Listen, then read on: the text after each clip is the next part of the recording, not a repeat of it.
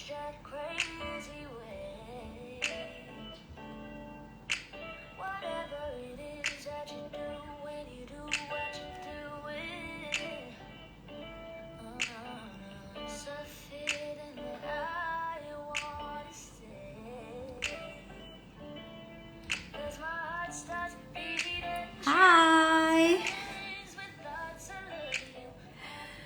apa kabar semuanya? Selamat malam.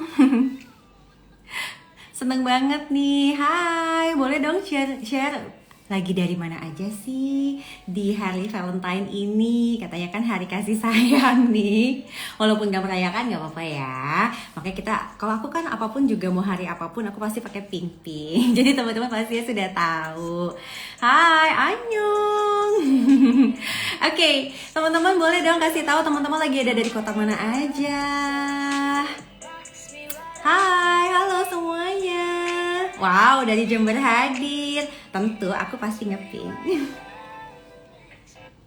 Oke, aku buka aja ya. Assalamualaikum warahmatullahi wabarakatuh. Salam sejahtera untuk kita semua.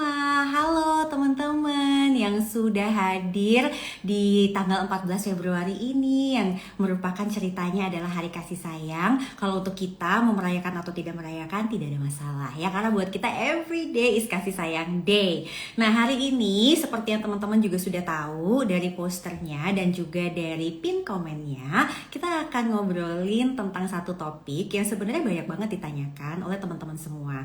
Dan pastinya aku nggak akan sendirian dong, dan teman-teman sudah tahu dong aku akan bersama dengan siapa. Tapi ternyata ada bintang tamu lebih spesial lagi hari ini. Jadi kalau biasanya teman-teman mungkin di segmen sehat mental, sehat finansial sudah biasa bertemu dengan Prita dan Analisa. Sekarang ada tambahan satu lagi guest star. Siapakah dia? Mari kita lihat apakah sudah hadir. Sebentar ya, teman-teman. Selama ini, nah sekarang nih kita mau ngobrol juga nih. Siapa sih yang barengan sama Mbak Analisa? Itu. Hai, Prita. Assalamualaikum. Waalaikumsalam warahmatullahi wabarakatuh. Apa kabar Mbak Prita? Aduh, alhamdulillah seneng banget ya hari ini akhirnya kita bisa ngobrol bareng nih setelah waktu itu kita lewat WA-WA-an, kita ngapain, tenang. Nanti 14 Februari pokoknya ada sesuatu nih untuk semua teman-teman. Nah, teman-teman kan udah kenal banget nih sama Mbak Analisa, tapi sebelahnya ada siapa sih? Boleh dong Mbak Ana kenalin? Gak ada siapa-siapa. Jadi aku ini kenalin partner karena saking bingungnya Mbak, pandemi ini mau bikin konten sama siapa. Jadi yang paling aman kan bikin konten sama orang satu rumah ya. Jadi aku paksa jadi narasumber. Akhirnya ada kopi panas. Berarti karena terpaksa ya. Karena terpaksa. Ternyata bisa juga ngomong ya. Bisa. Jadi teman-teman semua, memang hari ini kita hadirkan Mbak Analisa dan suaminya yaitu Mas Aji ya. Nanti teman-teman bisa sapa-sapa dan bisa ngobrol dan juga kepo lebih banyak lagi sama mereka. Nah, yang lucunya itu adalah waktu aku perhatikan Mbak Ana, kamu bikin konten apa itu sama suami kamu? Lucu banget, dan mereka sebutnya itu adalah kopi panas. Nah, supaya nggak aku yang cerita, aku mau kasih panggung nih buat Mbak Ana dan Mas Aji. Boleh dong share dulu kira-kira sedikit aja buat teman-teman. Kenapa sih sampai ada obrolan kopi panas dan itu ceritanya ngapain gitu. Sambil kasih tahu juga, kan kalau Mbak Ana semua orang udah tahu nih Mbak Ana adalah seorang psikolog. Mas Aji ini seorang apa ya gitu. Silakan. Oke, thank you Mbak Prita. Mungkin aku mau nyapa juga yang udah join, ada Mbak Nucha juga, ada teman-teman followersnya Mbak Prita, followersnya Analisa. Thank you banget. Mungkin kangen sama sehat mental, sehat finansial. Nah, ini tuh kayak special edition Valentine. Mbak Prita pengen ajak aku untuk ngajakin suamiku. Di sini suamiku mungkin udah pada sering lihat di YouTube ya. Kopi panas itu gimana nih? Kamu nyapa dulu nih. Halo semuanya. Gitu doang ya. Gitu doang. Jadi kopi panas apa sih? Mungkin bisa diceritain, ini idenya dia sebenarnya. Siapa yang mau jelasin? Kamu dong ngomong. Aku ya. Jadi kopi panas itu kalau dari singkatannya ini Kongko pagi bersama Papa Aji dan Analisa. Mulai. Pokoknya nggak tahu kita ya, karena itu Mbak Prita kita Lagi tuh tiap pagi itu kan kebiasaannya ngopi bareng, sarapan sambil ngopi, terus akhirnya ketika kita pengen bikin suatu apa ya konten gitu, Mm-mm. nggak tahu tiba-tiba masuk aja di pikiran gitu, wah kayaknya namanya bisa nih, ini apa ya, dipas-pasin gitu, ketemu itulah kopi panas itu. Jadi nggak sengaja pas tiba-tiba aja dapat ide itu aja. Iya, dan apa ya Mbak, sebenarnya tuh udah lama pengen bikin konten bareng, cuma dia tuh males banget tampil gitu kan sebenarnya. Posting aja tuh setengah tahun sekali, kalau nggak momen-momen tertentu. Baru 2021 resolusinya mau lebih rajin posting. Nah, terus sebenarnya sih awalnya karena YouTube bosen ya kalau menganalisa sendirian gitu kan. Mau ketemu Mbak Prita jauh. Dulu kan kita sering berkunjung bikin konten bareng ya Mbak gitu. Ya udah, kayaknya syuting sama siapa yang paling aman? Sama suami sendiri. Jadi, Alhamdulillah ya. Jadi ternyata hikmah pandemi itu, jadi teman-teman kan memang Mbak Analisa juga udah sering share juga tuh. Memang waktu itu beberapa waktu lalu kan ya namanya kita masih pandemi, ada musibah-musibah juga yang akhirnya kita harus kreatif nih teman-teman. Dan ternyata kreativitas Mbak Ana dan Mas Aji itu juga bisa memberikan kita tambahan ilmu. Nah sekarang nih kan tema kita hari ini adalah yang sudah teman-teman tahu. Tapi kita juga pengen dong tahu latar belakangnya, bener nggak sih? Sebetulnya nih ya, aku pertanyaannya yang mungkin semua orang juga udah tahu, tapi supaya lebih diperjelas aja. Pada saat Mama Ana dan Papa Aji dulu menikah, boleh tahu nggak usianya berapa? usia ya. Sekarang berapa sih Sekarang usianya? Sekarang nggak usah tahu, pokoknya pas nikah aja. Jadi waktu nikah, kalau waktu itu aku usia 27,5 Mbak Vita. Kalau dia berapa ya aku waktu itu? 23,5. Kita 4 selisih 4 tahun tahun. bedanya. Gitu. Selisih Dan 4 itu memang tahun. sesuai ini sih, sesuai rencana kita dari dulu. Memang aku pengen nikah paling muda umurnya 27 tahun. Jadi nyari pacarnya emang yang selisihnya segitu Mbak. Memang dari dulu, dari cari pacar udah ditarget nih. Selisih Dari umurnya dulu, segitu. emang pacarnya ada berapa Mas Aji? Ya ampun. Ngomong sama Mbak Prita tuh Iya, hati-hati. bahaya ya. Psikolog dia. Bahaya nih. Kayaknya kamu aja Pastinya yang ngomong dong. daripada salah.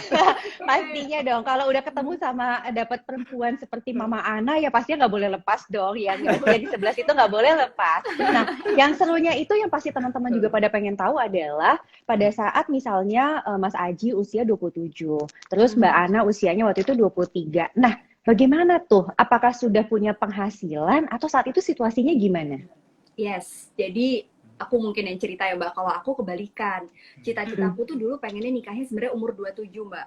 Dulu, waktu kuliah aku tuh tipikal yang pengennya tuh ambisinya tuh studi. Jadi pengennya 27 itu aku memperkirakan udah fast track ke S3.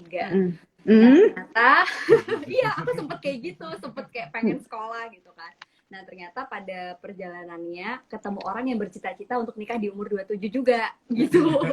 Jadi bedanya 4 tahun, aku mempercepat untuk menikah lebih awal, dan waktu itu kondisinya aku pribadi masih studi S2, freelance untuk sambil jadi penyiar TV swasta di Jogja juga, terus Radio bisnis juga ya, radio juga gitu. Pokoknya Apa aja lah. apa aja lah Mbak, side hustle-nya banyak banget.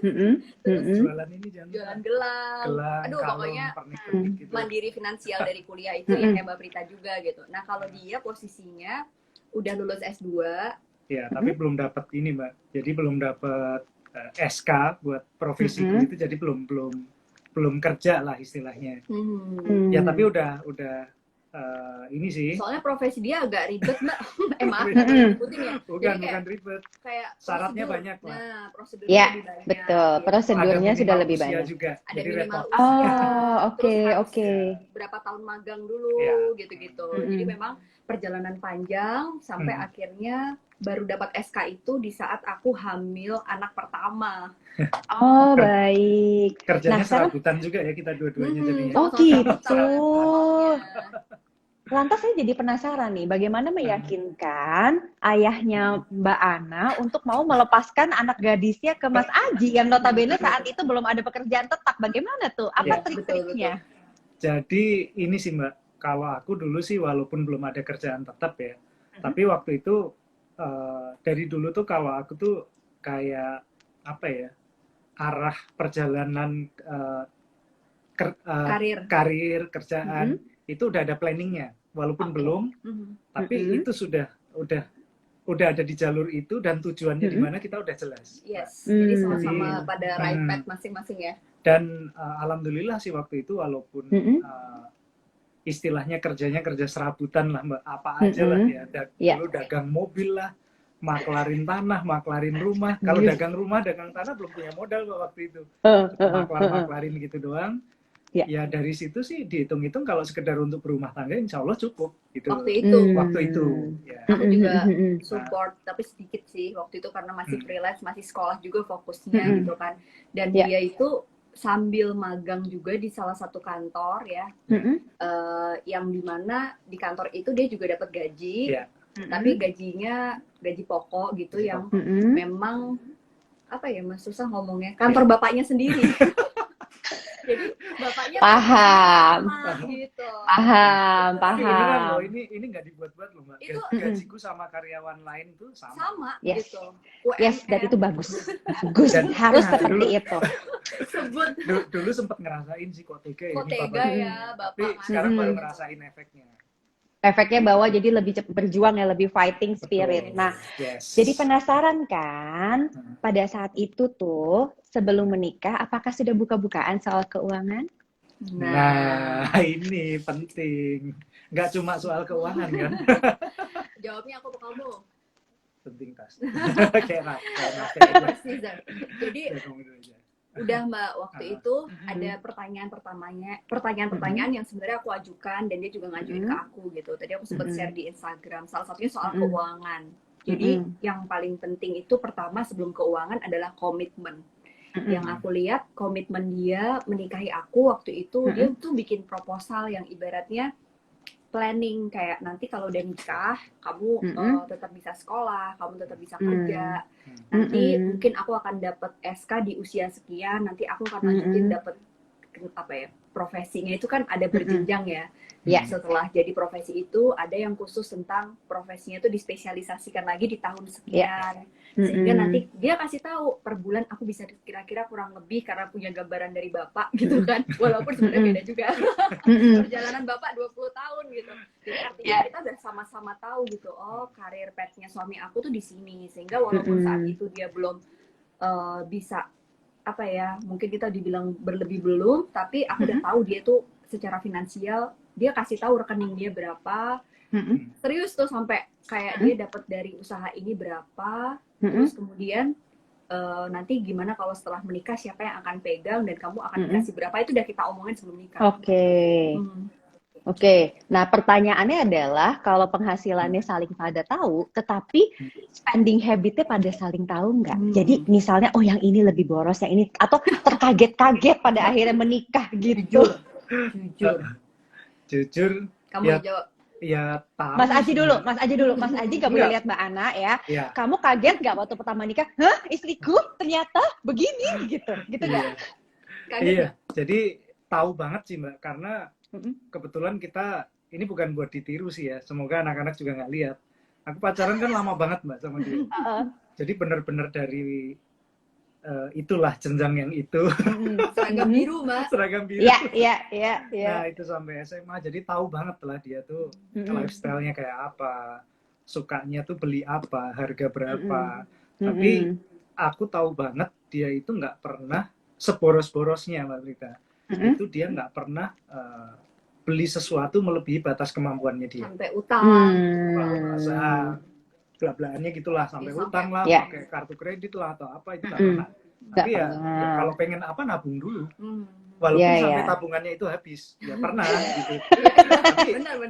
Tapi nggak ngutang. Jadi udah kelihatan lifestyle-nya bahwa seboros-borosnya itu ya menyesuaikan kemampuannya. Ya walaupun kalau sampai tabungan habis itu gimana pun kan salah, tapi nggak pernah sampai minus, sampai pinjem, sampai utang. Akhirnya berjuang lagi diisi lagi kan? Nah gitu. Itu caranya kalau motivasi. Tapi pertanyaannya jiper nggak Mas Ajinya? Aduh, ini apa namanya deg-degan. Ini pertanyaan banyak laki-laki loh ya. Laki-laki tuh gini. Kalau perempuannya dia suka misalnya beli sesuatu yang bagus dan dia sebenarnya mungkin bisa cari uang sendiri.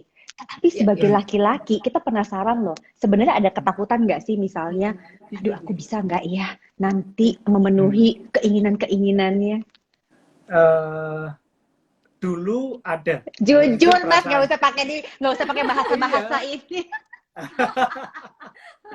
Ya pasti ada Mbak Brita. Cuma seiring waktu, apalagi belakangan ini, dia itu semakin bisa membuktikan, Mbak Prita, Mm-mm. bahwa pengelolaan uang dia itu, ini sedikit flashback sih Mbak, zaman dulu ya. Dulu itu masalah keuangan aku jauh lebih tertib daripada dia. Jadi perencanaan keuangan, saving dan lain-lain itu jauh lebih tertib. Di awal-awal kita nikah malah justru pernah aku tuh yang pegang keuangan full. Dia karena masih kuliah, masih baru kan, ini udah siap belum ya? Suatu saat pernah, nih silakan pegang. Malah sekitar berapa ya, sebulan kemudian ya paling ya, dibalikin lagi. Pusing Mbak. Balikin. Pokoknya pusing aku masih ngurusin gini. Udah pokoknya tiap bulan aku dapat jatah berapa gini. Ya udah akhirnya kayak gitu kan. Nah, belakangan itu malah masalah keuangan, planning keuangan, dia tuh lebih tertib, Mbak. Siapa dulu temennya? Prita Gozi. Bener. Sejak kenal Mbak Prita apalagi tuh loh. Wah, itu dampaknya luar biasa banget. Langsung saving, playing, living. Wah, Aduh. rekening aja ada berapa tuh? 7 atau 11 gitu. Udah beta walaupun nggak ada isinya ya. Ada tulisannya ini buat sekolah Rafa, sekolah aja. Kamu apa nggak pusing tuh bikin itu? Nah akhirnya setelah melihat kayak gitu Mbak, istilahnya tuh kan masalah keuangan dia aware banget nih sekarang. Bahkan untuk saving itu dia jauh lebih disiplin daripada aku malahan sekarang. Jadi ya fine aja, dalam artian dia belanja apapun. Kadang tiap mau beli barang apa, aku nggak tahu Mbak kadang. Aku nggak tahu dan aku percaya aja bahwa dia udah memperhitungkan itu. Udah ada pos anggarannya sendiri. Dan sebaliknya aku juga gitu kan, Mbak. Iya, tiba-tiba ada perintilan sepeda kalau dia. Bukan perintilan, sepedanya juga. Tiba-tiba pulang bawa sepeda. Kalau dia kemarin ulang tahun tuh mau beliin surprise, lihat tas istrinya dulu Mbak gitu. Dia nggak tahu istrinya tuh udah punya belum yang ini gitu Mbak. Bener-bener kayak apa sih namanya? Sampai satu hari aku pernah sama si Nasya kan, anak kita yang cewek itu. Ayo Cak, kita cari pikirin yuk kado buat mama apa. Tapi kita lihat dulu nih barang-barangnya mama yang belum punya apa. Sampai sebenarnya nggak semerhatiin segitunya sih Mbak, punya tas berapa apa. Sampai akhirnya kadonya ya itu mentahan. Saking bingungnya akhirnya ya. Serius Mbak, aku kasih mantan nih, kamu beli sendiri apa yang kira-kira butuh, apa yang kira-kira manfaat, dan akhirnya malah nggak beli apa-apa juga. Ternyata yang butuh manfaat, yang butuh mentahannya itu ternyata. Betul sekali. Bulan depan bayar SPP anak Pak. Nah, jadi teman-teman, ini sebenarnya obrolan kita malam ini nih, sebelum nanti kita masuk ke tanya jawab ya, yang teman-teman sudah tanyain, itu merupakan recap sedikit nih dari apa yang udah sering banget Prita share juga buat teman-teman, bahwa satu, yang namanya manajer keuangan dalam rumah tangga itu tidak melulu harus yang perempuan. Pokoknya siapapun yang memang lebih handal, dia lebih ngerti. Karena pada intinya bukan masalah kekuasaan. Pegang uang itu bukan masalah kekuasaan, teman-teman. Tetapi masalah bagaimana membuat keluarga kita lebih sejahtera dan bisa mencapai tujuan keuangan yang kita inginkan. Oleh sebab itu, baik yang suami maupun yang istri itu tidak menggunakan powernya untuk siapa yang pegang duit berarti dia yang punya power. Tidak seperti itu. Dan dari ceritanya Mas Aji dan Mbak Ana pun, bahwa orang tuh bisa bertumbuh. Jadi artinya pada saat awal nih, Mas Aji yang memang dia lebih handal untuk mengurus keuangan, sehingga Mas Aji lah yang menjadi manajer keuangan dalam rumah tangga. Sempet gitu kan, ada kayak test drive, Mbak Ana kayak on the job training dulu, terus Mbak Ananya pusing gitu kan, dibalikin lagi. Tuh, sampai akhirnya ini kuncinya, bahwa Mbak Analisa itu memupuk ilmu terlebih dahulu, kemudian baru menyatakan bahwa kayaknya sekarang saya siap untuk menjadi manajer keuangan dalam rumah tangga, dan terbukti dengan ilmu yang sudah mumpuni itu, yang sudah didapatkan, maka memang bisa diterapkan dalam keluarganya. Artinya teman-teman, satu, kita jangan pernah istilahnya tuh kayak menganggap orang kalau sebelumnya belum bisa, berarti dia selamanya tidak akan bisa, karena orang itu akan bertumbuh. Dua, pasangan suami istri itu menurut aku yang paling keren itu adalah kalau bisa saling menumbuhkan masing-masing sehingga growing gitu kan. Betul. Ya. Dan yang ketiga menurut aku saling percaya tuh pentingnya luar biasa gitu. Nah ini pertanyaannya sebenarnya udah banyak banget nih ya, which is semua tuh pasti bertanyanya itu adalah mapan. Nah sekarang mari kita jawab yang ini. Oke, Jadi saya Oke. mau Mbak Ana sebagai psikolog menjawab apa itu mapan, dan Mas Aji sebagai pria mewakili para pria itu merasa mapan tuh kalau gimana? Silahkan. Oke. Silakan.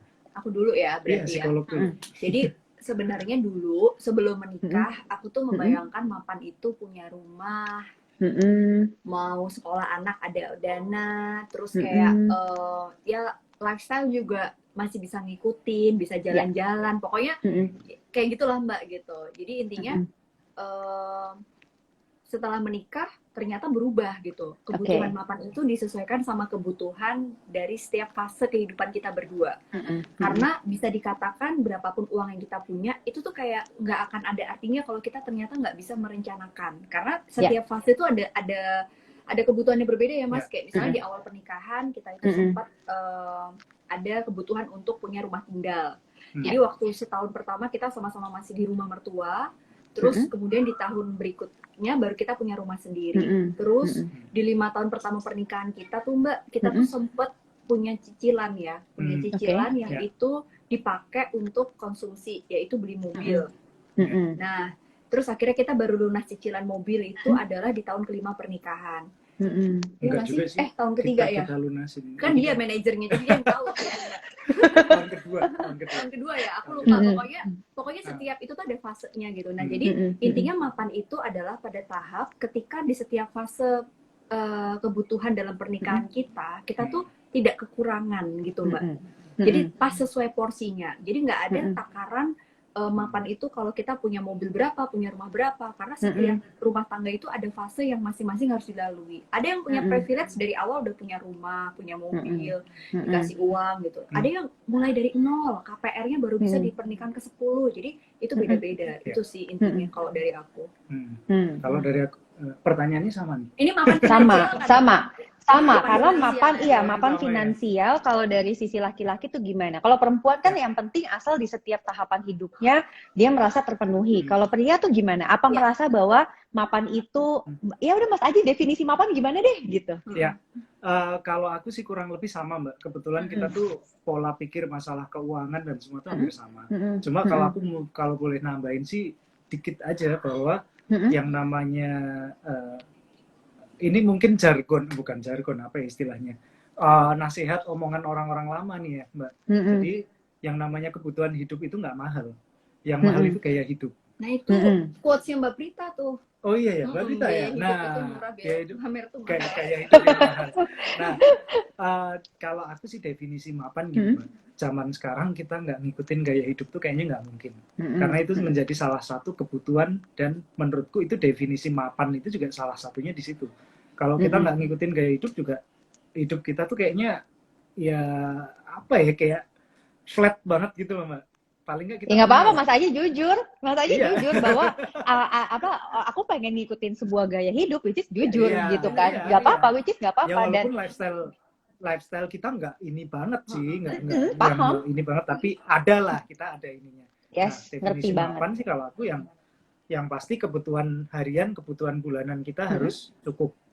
Yang kedua, saving kita untuk jangka waktu tertentu, tiap keluarga mungkin beda-beda. Itu juga harus aman, cukup. Baru kalau dua ini udah terpenuhi, kita bisa punya anggaran buat lifestyle atau gaya hidup kita. Nah, kalau aku sih tiga faktor ini sih Mbak yang paling penting.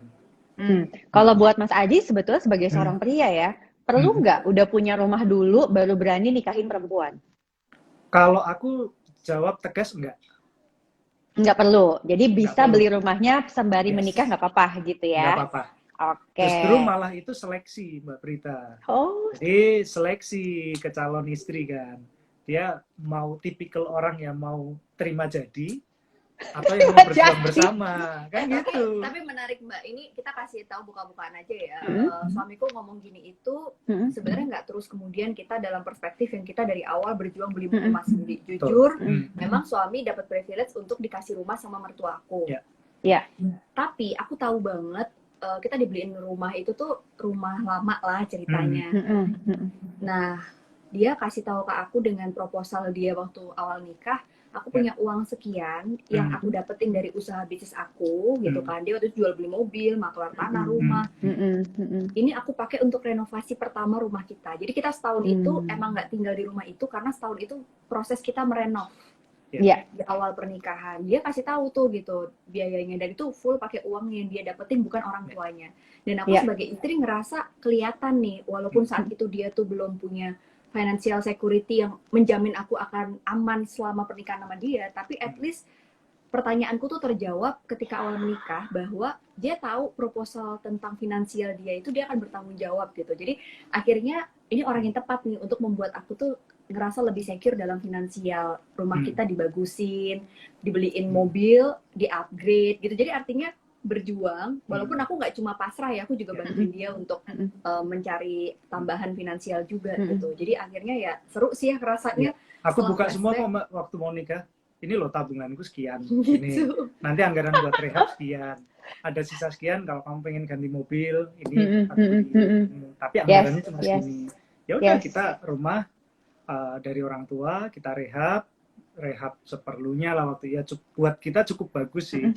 Terus kan beliin dia ganti mobil juga, mobil bekas, tahun agak tua juga, tapi yang penting kita happy Mbak. Waktu itu nggak ini sih, nggak kredit ya yang pertama itu. Iya, yang kedua kita gaya tuh, yang kedua agak gaya Mbak. Kedua tuh kayak pengen lifestyle tadi. Jadi kalau ngomongin mapan, kalau di teori psikologi Maslow tuh Mbak, itu kan kayak kebutuhan hierarki kita adalah kebutuhan fisiologis. Nah, kebutuhan berikutnya sebenarnya gaya-gaya itu adalah aktualisasi diri tuh, yang sebenarnya itu secondary.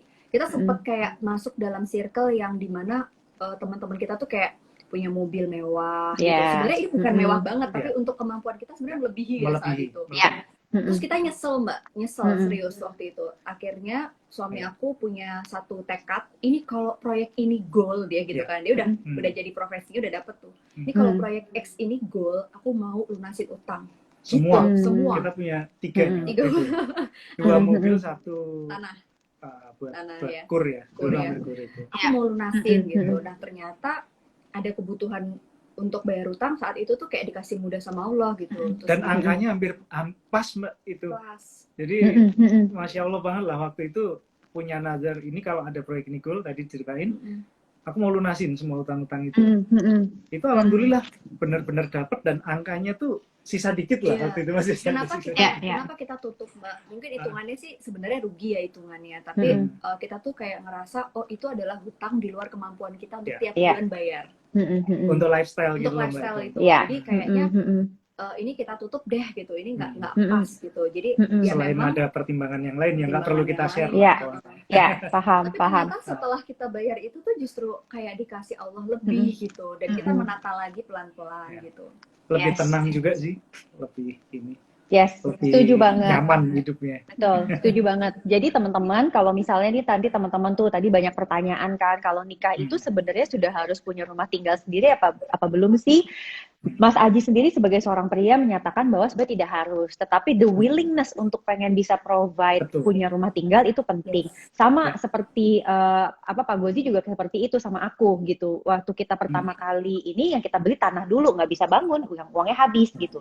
Baru bisa bangun 7 tahun kemudian. Tetapi yang penting adalah the willingness bahwa pasangan kita tuh ternyata punya maturity yang sama. Kita mungkin bisa saja dengan kebutuhan keluarga, misalnya harus merawat orang tua yang sudah tua atau sudah lansia. Namun sebenarnya kalau bisa kita kepingin bisa mandiri gitu loh. Jadi rasa itu yang sebenarnya penting teman-teman. Dan ini adalah arti mapan yang sesungguhnya. Jadi mapan itu bukan berarti mesti punya 5 mobil atau 3 rumah ya. Tetapi kalau 5 mobil 3 rumah semuanya sampai juga. Sekarang aja kita nggak punya mobil 5 Mbak. Garasinya tetangga. Tetap nggak punya. Nah, ini ada lagi pertanyaan nih. Pertanyaan, oke, ini tadi udah dijawab nih, apa yang membuat Mbak Ana dan Mas Aji yakin menikah di saat itu. Terus, yang ini nih, dia nih, Mbak. Kayaknya nih Mbak Ana nih, mapan emosi. Sampai sekarang aku tuh nggak ngerti ya mapan emosi seperti apa, karena kayak finansial tadi kan ada, kalau kata Mbak Prita tuh proses kita bertumbuh sama gitu. Jadi artinya maturity itu adalah proses kita bertumbuh juga. Nah, yang perlu tekankan adalah ketika dalam pernikahan, kalau sependek pengalaman kita sih, carilah pasangan yang akan membuat kita bertumbuh juga secara emosi gitu. Karena pasti aku dengan Ana yang dulu 5 atau 8 tahun yang lalu itu berbeda banget Mbak Prita, dan ini juga sekarang masih proses growing juga, makanya banyak nanya sama Mbak Prita yang udah lebih melalui semuanya gitu. Terus kayak dia juga gitu, jadi intinya mapan emosi itu pada tahap, kayaknya sekarang aku kalau dibilang satu kalimat apa ya, pada saat ketika kita udah bisa letting go. Kalau dulu tuh kan kita pengen apa harus. Sekarang tuh pada tahap ketika kita bisa letting go, apa yang kita inginkan itu nggak harus dapet saat itu, dan kebahagiaan kita adalah kebahagiaan pasangan kita. Itu kali ya, baru bilang mapan secara emosi dalam pernikahan. Sebenarnya emosi yang dimaksud emosi apa sih ini? Ya mungkin gini loh, kayak kematangan emosi. Ya nggak sih Mbak? Beda ya. Kalau notaris nanya bingung, emosi apaan sih? Wah, ini perempuan perempuan tuh penuh drama banget. Ya dong, soalnya banyak yang bingung. Apa sih Mas Aji, apa sih katanya gitu. Gitu. Kok Mas Aji kenapa katanya profesi susah, bukan dokter gitu. Beda, nanti daripada tiba-tiba datang minta disuntik repot loh gitu kan. Nah, gitu. Tapi ini sebenarnya menarik ya, artinya bagi perempuan dan laki-laki itu memiliki definisi yang berbeda tentang emosi gitu. Karena kalau perempuan tuh kayak emosi tuh penting banget ya, mapan emosi. Sampai Mas Aji bingung, apa sih maksudnya mapan emosi? Apa saya bingung gitu kan ya. Emang segini drama banget apa ya gitu kan sebagai perempuan. Mungkin kalau kaitannya dengan finansial nih Mbak. Kayak orang tuaku itu selalu ngajarin, Bu, nggak secara spesifik sih ngajarin. Yang penting orang itu apalagi mau berumah tangga, itu harus membedakan mana kebutuhan, mana keinginan.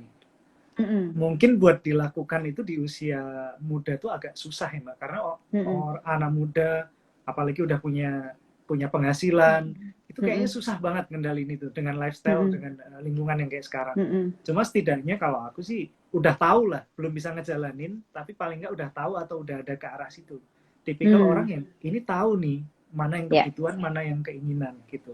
Yes. Dan alhamdulillah sih kayak kita sekarang sih udah alhamdulillah bisa banget ya Mah kita ngendaliin itu. Amin. Ya. Amin. Nggak tahu sih di belakang dapurnya. Tiap mau beli apa tuh mikirnya aku dong sih dia enggak. Berarti sudah mulai agak terlihat ya. Nah, Mas Aji, ini banyak yang nanya juga nih Mas. Ini diwakili nih. Mungkin Mbak Ana bisa share dari segi psikologi, tapi kalau Mas Aji kan kebetulan memang profesinya mengenali nih hal ini. Ya. Sebenarnya prenup perlu nggak sih Mas? Prenup, perjanjian pernikahan. Aku sih, kamu yang jawab ya. Kalau aku bilang enggak, kalau kamu singkat ya, enggak ya. Kalau aku sih gini Mbak Prita, kembali tergantung ke kebutuhan. Jadi tiap-tiap pasangan itu beda-beda ya. Bahkan aku sedikit share pengalaman di kantor ya. Jadi ada orang sebelum merit itu dari, malah ini kalau nggak salah seingatku ya, dari masing-masing keluarga besar itu juga saling dorong, ayo bikin prenup. Karena dua-duanya dari kalangan yang cukup berada. Nah, jadi dari masing-masing keluarga kayaknya ada keinginan kayak gitu. Ini singkat cerita Mbak, ada yang malah kejadian nggak jadi nikah gara-gara ribut pas mau bikin prenup, karena gitu. di Indonesia itu kayak masih ini ya Mbak, kayak tabu. Masih tabu buat mayoritas kalangan, itu masih tabu. Dan ketika proses negosiasi pembuatan prenup, ini ada yang memperjelas juga, ada yang tanya juga, prenup itu apa? Perjanjian pranikah, perjanjian pisah harta. Nah, kan gitu. Jadi itu karena masih tabu, sering ketika negosiasi pembuatan akte prenup itu malah jadi ribut Mbak. Ini belum apa-apa aja udah hitung-hitungan gitu. Nah, jadi aku sampein kembali lagi itu sesuai kebutuhan dan kondisi masing-masing. Kalau kira-kira memang sekiranya itu memang bisa diterima, artinya masing-masing pihak keluarga itu sudah open mind, sudah tahu betul konsep prenup itu kayak apa, itu silahkan.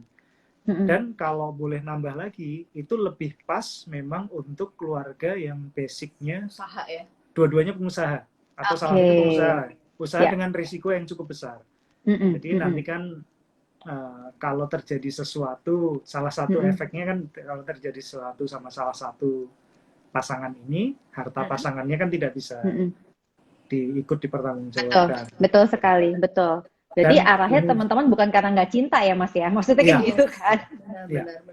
Dan ini juga kan, kalau nanti pisah, ya kalau nanti pisah juga harta bawaan masing-masing kan nggak Sama utang bawaan gitu. Yes. sama utang bawaan. Cuma itu justru yang sering jadi sumber masalah, Mbak Prita. Jadi belum kok udah ngomongin kalau pisah gini, kalau pisah nanti akan gitu. Itu yang sering bikin ribut malahan. Jadi kebanyakan yang mau bikin prenup di tempat pengalaman ya Mbak, ini pengalaman pribadi di Jogja, kota kecil, itu banyak yang akhirnya nggak jadi bikin prenup, ada juga yang nggak jadi nikah sampean. Berarti harusnya sebelah kantor kamu ada kantor psikolog, ya kan? Kayaknya gitu tuh, supaya bisa saling. Bisnis baru. Aduh, ya ampun. Nah kalau dari ranah finansial kayaknya Mbak Prita lebih kompeten jawab lah, penting nggaknya prenup. Penting nggak sih Mbak kalau dari finansial? Kalau dari finansial sih sebenarnya sama persis seperti Mas Aji tadi jawabannya, yaitu bila mana di situ ada kepentingan bisnis, usaha, di mana mungkin kan ada ranah harta pribadi yang mungkin nanti digadaikan atau seperti apalah masuk ke dalam suatu perjanjian usaha atau perjanjian pinjaman, emang agak bahaya sebetulnya di situ. Jadi betul banget sih sebenarnya mungkin kalau dari sisi finansial ya melihatnya serupa dengan apa yang dilihat dari sisi legal juga gitu. Nah ini pertanyaan juga yang banyak banget sebenarnya sih sesuai dengan tema yang malam ini, dan ini karena nggak sadar nih udah hampir 40 menit kita, mungkin ini adalah pertanyaan pamungkas nih, bener. Dan maaf ya teman-teman, memang nggak bisa dipanjangin lagi, takut tiba-tiba live Instagramnya juga mati seketika, jadi ngeri. Oke, ini dia nih ya, aku tadi kasih pendapat yang terakhir aja, karena sesuai dengan tema kita. Menurut Mbak Ana dan Mas Aji, gimana dengan statement mapan dulu baru menikah, atau udah nikah aja lah, ntar juga ada rezekinya, udahlah nggak usah dipikirin, ada rezekinya. Ayo yang mana? Kamu dulu apa aku dulu? Psikolog dulu lah. Rock, paper, scissors. Kalau aku yang akhirnya sudah menikah dan pada tahap yang di titik ini sih ya Mbak, alhamdulillah. Dulu sebenarnya kita dibilang mapan juga ya tergantung ya, tapi aku bilang mapan dulu baru nikah kalau aku. Iya. Karena apalagi pandemi ini gitu ya, kita nggak bisa main spekulasi. Nah tapi kembali lagi, mapan itu kan kadarnya berbeda-beda dan ternyata secara finansial pun harus diimbangi dengan kematangan mental. Makanya ada sehat mental, sehat finansial. betul. Itu dia jawabannya. Gimana Mas Aji? Sepakat nggak dengan apa yang Mbak Ana tadi bilang? Sepakat sih Mbak. Jadi sebagai laki-laki itu juga kalau aku menilai sih laki-laki itu yang paling penting adalah tanggung jawab. Tanggung jawab itu bukan hanya setelah menikah. Ya? Tanggung jawab, komitmen, tapi sebelum menikah kita harus menunjukkan wujud tanggung jawab, wujud komitmen itu seperti apa. Nah, tapi perlu digarisbawahi, mapan itu bukan melulu semuanya udah punya. Gitu. Jadi semuanya udah punya, enggak. Tapi yang jelas, oke, mungkin beberapa poin kayak tadi kita share pengalaman ya Mbak, rumah kita belum ada, tapi kita udah menuju ke situ nih, udah kelihatan konsepnya udah mapan. Nah, jadi dan secara perhitungan tuh, oh ini jalan nih, gitu. Ini gini. Belum dapat kerjaan, maksudnya belum dapat SK, tapi arahnya udah mapan nih, gitu. Kantornya udah jelas nih, besok dia akan bekerja apa. Tapi kalau masih surat lamarannya belum diterima di mana-mana, terus bahkan dia belum tahu. Kayak profesiku itu kan harus kuliah S2 Mbak, ada magister profesinya kan. Nah, misal aku belum keterima di magister profesi itu udah mau nikah, itu kalau menurutku sih belum masuk kategori mapan. Masih jauh lah, itu masih terlalu jauh lah. Yes. Setuju banget. Jadi teman-teman, mengutip dari Kamus Besar Bahasa Indonesia, arti mapan itu tidak melulu berhubungan dengan finansial. Mapan itu artinya adalah stabilitas. Stabil artinya tidak goyah. Stabil itu juga artinya fondasinya kuat untuk bertumbuh ke atas. Nah, tentunya karena dalam pernikahan itu urusannya ada finansial, emosional, dan juga pasti yang lain-lainnya lagi. Oleh sebab itu, antara mapan dulu atau nikah dulu adalah silakan menikah kalau Anda sudah punya fondasi yang benar. Jadi bukan berarti mapan itu sudah harus punya penghasilan dengan jumlah tertentu atau punya rumah sebanyak apapun tertentu atau mobil apapun tertentu, karena maaf, bila mana juga Anda mendapatkannya dari orang tua, tetapi kalau Anda tidak bisa merawat rumah tersebut, tidak sanggup membayar pajaknya karena nggak punya penghasilan, percuma juga. Mau sampai kapan mendapatkan privilege seperti itu? Suatu hari nanti juga orang tua juga akan membutuhkannya untuk dirinya masing-masing. Jadi teman-teman, sangat penting untuk kita pada saat memutuskan sebelum menikah, yakini bahwa yes, kita sudah mapan, dalam arti sekarang kita tahu kita ada di mana, dan kita sudah punya terlihat nih istilahnya jalur-jalur yang akan kita ambil, seperti tadi ceritanya Mbak Ana dengan Mas Aji juga, dan kita tahu bahwa kita will fight for it. Nah, kira-kira kayak gitu. Cakep banget Mbak, on point conclusionnya memang ya Mbak Prita. Nah teman-teman, karena ini sudah jam 8.40, jadi teman-teman aku undang untuk bisa nontonin terus segmennya Kopi Panas di YouTube-nya Analisa Channel gitu ya. Kapan aku gantian pengen invite Mbak Prita sama Mas Gozi. Aduh, kalau Mas Gozi di segmen Kopi Panas kayaknya susah banget kalau dia sibuk, tapi kita coba ya, kita cari. Harus loh pokoknya Mbak. Aduh, terima kasih banget loh Mas Aji sama Mbak Ana malam ini sudah menyempatkan waktu. Sehat-sehat terus ya. Mudah-mudahan kita ketemu lagi di live Instagram dan webinar berikutnya. Sehat mental, sehat finansial. Thank you Mbak Prita. Thank you semuanya yang udah join. Assalamualaikum.